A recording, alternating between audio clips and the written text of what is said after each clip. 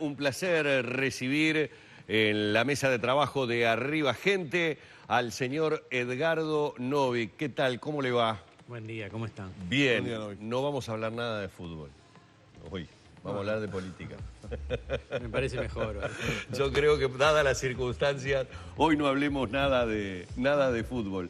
Novic, estábamos comentando recién y como estaba ya compartiendo hace unos cuantos minutos con nosotros en el estudio las noticias, bueno, estábamos comentando con Danilo lo que fue ayer la presentación en el Congreso del presidente de la República Argentina y yo me atrevía un poco a decir que era una pregunta para trasladar, porque a uno le parece que ese tipo de divisiones que llevan a una pérdida tan importante del respeto hacia la figura presidencial, como se dio ayer en el Congreso argentino, es impensado en la política uruguaya. Más allá de que debo reconocer que por lo menos a mí como ciudadano, como televidente, el estilo que le impuso a su campaña, estoy hablando del momento en el que se lanza como candidato a la intendencia, fue un estilo de confrontación, de debate, de polémica, pero impensado llegar a situaciones, obviamente, como las que vimos ayer. Bueno, yo creo que Macri ayer tenía dos posibilidades.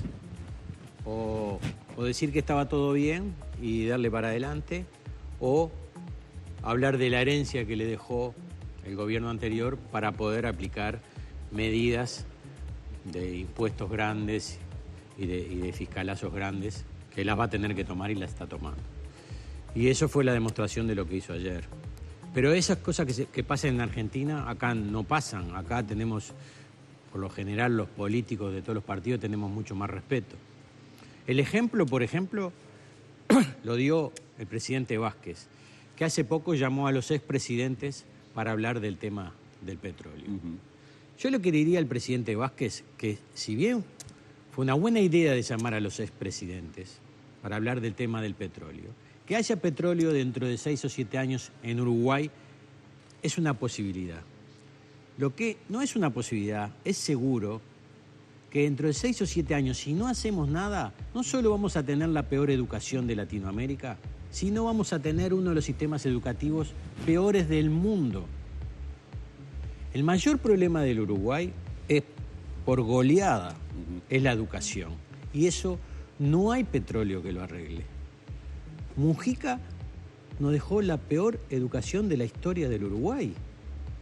Hoy, la mitad de los niños en Uruguay nacen en los hogares más pobres y nacen con pocas posibilidades de crecer en la vida por la educación.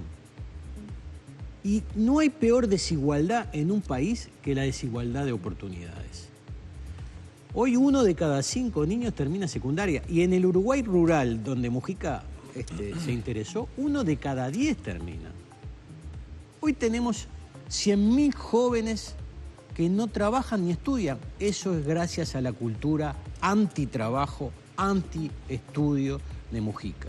Por eso yo le diría al presidente Vázquez, y siguiendo el buen ejemplo que tenemos siempre los uruguayos, que no solo llame a los expresidentes, llame a los líderes de los partidos políticos, llame a todos los que saben de educación y entre todos cambiemos la educación, que es urgente. No podemos esperar 4 o 5 años más con el sistema educativo que tenemos. Y todos estamos pensando lo mismo. ¿Por qué no nos juntamos todos y hacemos algo? Ya que lo cita Vázquez, ayer se cumplió el primer año de gestión, hizo una cadena de radio y televisión. ¿Qué valoración hace el primer año de la gestión de Vázquez?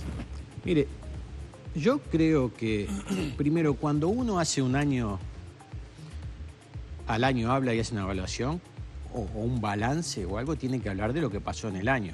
Yo creo que Vázquez tomó cosas que le convenían de hace 10 años, cosas de hace 5 años, de acuerdo a los números. No, los números se toman de un año para atrás.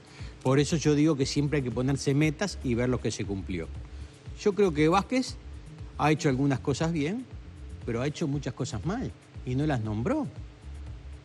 Yo no escuché a Vázquez hablar de ANCAP, que nosotros lo dijimos acá en este canal, hace un año hablamos del despilfarro de ANCAP y que debía 2.200 millones de dólares y a mí me decían en la campaña electoral que yo era un mentiroso. No escuché a Vázquez hablando del tema de la educación, ni los problemas de la salud. ¿Y qué había dicho Vázquez de cuánto iba a bajar las rapiñas en su discurso de hace un año?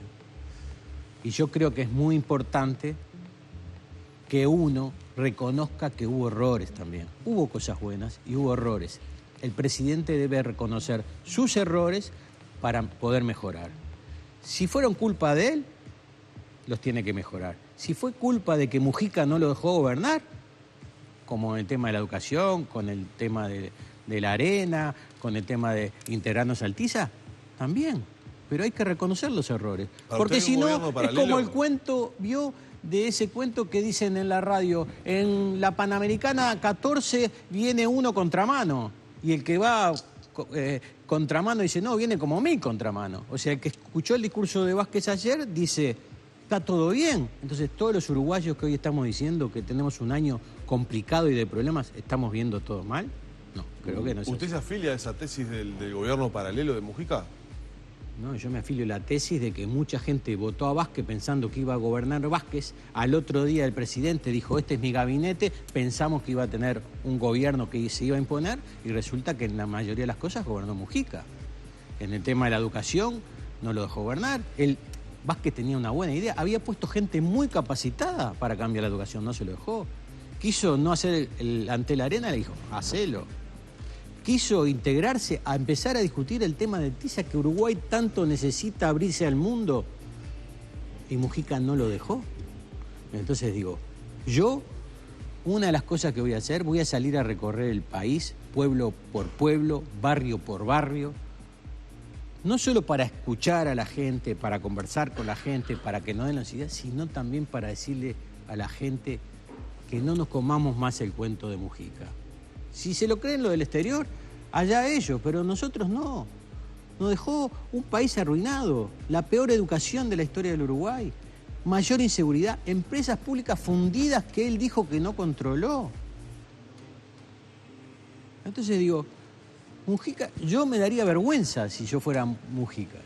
Perdón, Humberto. Lo que dice Sí. Novi, que esto de pueblo por pueblo, barrio por barrio, vemos que la vida política se está comiendo al empresario, por decirlo de alguna manera. Sí. De a poco le va robando el tiempo porque ya allí hay una planificación y una estrategia que podríamos decir Sí. una estrategia política futuro. Y de hecho, complementando eso que decís vos, quiero agregar que el diputado Villano Fachero, que es un gran colaborador de Edgardo Novic, tuvo por allí en alguna declaración, se le escapó un poquito la tortuga, como decimos, y adelantó que en marzo, abril ya comenzaba a gestarse un nuevo sector, un nuevo movimiento político. ¿Qué es? ¿Un partido político nuevo? ¿Cuál es la idea, Novic? Hay mucha gente que nos está llamando porque quiere escucharnos y vamos a ir a visitarla.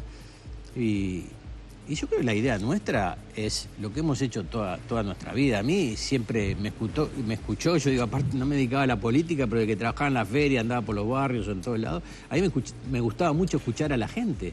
Y yo creo que es la mejor forma de hacer las cosas, escuchar a la gente sus problemas, escuchar sus ideas. Y hay mucha gente que nos está llamando y vamos a salir a hablar con ellos, a interiorizarnos. Creo que es la mejor forma de estar cerca de la gente. Y hay mucha gente que quiere integrarse a esta nueva forma de ver las cosas. ¿Y cuál es la forma de ver las cosas? Que nosotros decimos, ya no tenemos que ver más si esto de derecha o esto es de izquierda. Nosotros tenemos que empezar a ver cuáles son las cosas que le hacen bien al país. Nosotros tenemos que gestionar mejor, lo dijimos en la campaña, administrar mejor los recursos del Estado. Ese es el ejemplo de ANCAP y de muchas cosas. Ese es el ejemplo de Macri. Hoy hay técnicos, politólogos que están hablando de las olas ideológicas y que se terminan, así como se terminaron los gobiernos excesivamente liberales de los 90, que se olvidaron de los trabajadores. Eso dio lugar a los gobiernos populistas que agarraron mucho dinero por los altos precios de los commodities y despilfarraron el dinero y también se olvidaron de los pobres. Y ahora vienen momentos de gobiernos, de gestión, de administración. Y ahí empieza por Macri. Y esto se va a ir trasladando, se van a acabar los Mujica, los Maduro, los Castro. Claro, pero gobiernos que se inician de la peor manera. Es decir, se inician, por lo menos en estos ejemplos, con países con tremendos problemas económicos, y son esos gestionadores, estos políticos que aparecen como nuevos líderes, los que tienen que aplicar el masazo, porque es la única forma de nivelar la balanza. Y el masazo es el que yo dije siempre, es como uno se cuida en su casa, como uno cuida su negocio, es cuidar el peso a peso, no despilfarrar el dinero nuestro de todos los uruguayos. Hablan de que ANCAP debe 2.000 millones de dólares como si fuera nada. Y eso nos lleva a que todos los uruguayos, el más trabajador, estemos pagando un combustible más caro de la historia del Uruguay gracias al despilfarro de ellos, claro, que no controlaron las empresas. Por lo que usted está diciendo, es un movimiento a nivel nacional. Digo esto porque la concertación, rápidamente, el partido de la concertación, creado y formado como tal, rápidamente se adelantó y la dirección de la concertación dijo, la concertación es un movimiento departamental para Montevideo, cerrando toda puerta ante una eventual movida a nivel nacional. ¿Eso lo lleva a usted a trascender a la concertación? La concertación para nosotros nace de la gente. La crean los partidos políticos, pero nace de la gente. Y la gente sigue diciendo que la concertación es el camino. Nosotros queremos eso. Hay una encuesta que se hizo hace unos meses donde dice que 4 de cada 5 votantes de la oposición quieren concertación. ¿Y cómo lo van a lograr, Novik, si ya hay un pronunciamiento bastante aventurado de restringirlo a lo departamental? Es cierto, me restringieron las listas a lo nacional, pero esos fueron líderes políticos, porque la gente sigue insistiendo que es el camino y yo sigo diciendo que es el mejor camino. Y vamos a insistir, falta mucho para la elección, faltan más de 3 años.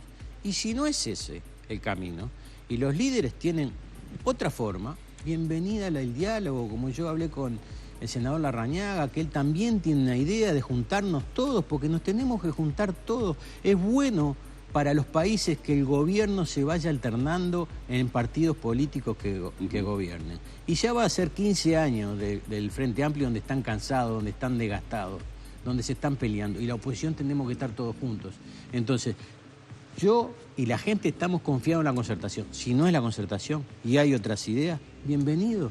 Vamos a hacer un programa, no sé, vamos a juntarnos, pero tenemos que estar juntos. Eso no hay ninguna duda y es lo que la gente quiere y nosotros vamos a pelear por eso. Yo lo veo cercano a esto que acaba de decir Novik, a una presentación que realizó el senador Larrañaga. Yo tuve oportunidad de ser el maestro de ceremonias, donde habló de...